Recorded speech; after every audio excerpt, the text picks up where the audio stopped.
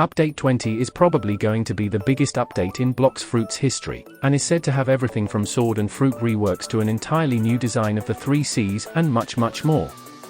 Preparing for this update is going to be of utmost importance if you want access to the new items as soon as the update drops. If you are still not at max level yet, I highly suggest you keep leveling since you will probably need to be a high level to access most of the features in Update 20. To speed up your grinding, here are some codes for 2 times XP on screen which you can use to get to max level as soon as possible.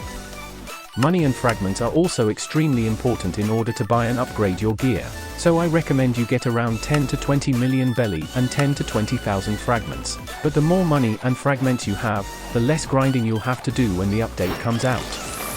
Doing raids and hunting sea beasts is a great way to get money and fragments since both of these events give a ton of both money and fragments. For example, doing a raid and landing the last hit on the boss will give you around 50,000 belly without the 2 times money game pass, and on top of that, it will also give you 1,000 fragments for completing the raid on time.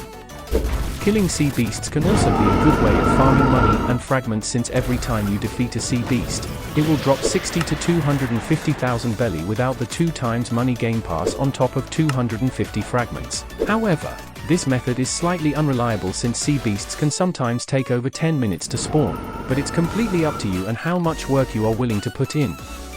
For a more detailed guide on how to earn money in every sea, you can check out the guide I made which I will leave a link to in the description, so be sure to check that out after this video.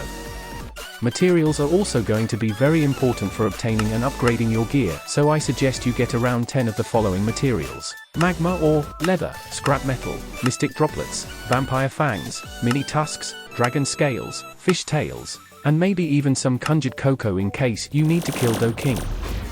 Another very important thing you should have is race V4 since there's probably going to be changes to things like PvP, more levels, and maybe even an entirely new race. Even though some of you may find it very difficult to get your race awakened, just know you have plenty of time to get it before the update since it looks like it's coming out sometime in the next decade. But I have made a very detailed guide on how to get your race awakening which I'll leave a link to in the description if you're interested. As may already know, this next update is going to bring many new fruits and old fruit reworks, especially for Dragon and Control. This means that you should try to get as many Dragon and Control fruits as you can since once the update drops, the value of these fruits are going to skyrocket, especially Dragon, which is expected to rise up in terms of value to the likes of Leopard or maybe even higher than that. So be sure to get at least one of these fruits to either trade or to test them out when the update eventually gets released. Update 20 is going to bring not only map and fruit reworks, but sword reworks. Like a lot of sword reworks. So the next tip from me is going to have to be to get as many swords as you can and to get most, if not all the moves on those swords to save some grinding time later on.